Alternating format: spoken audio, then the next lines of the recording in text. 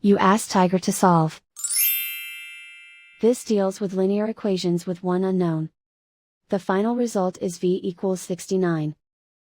Let's solve it step by step. Simplify the expression. Expand the parentheses. Simplify the arithmetic.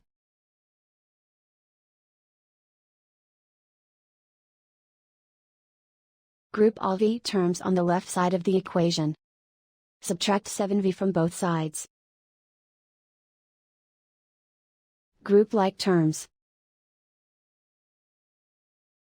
Simplify the arithmetic. Group like terms.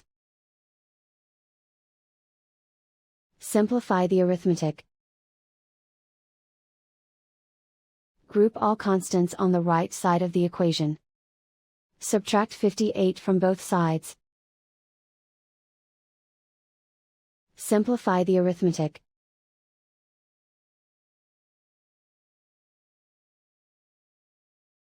Convert the v into a positive number. Multiply both sides by -1.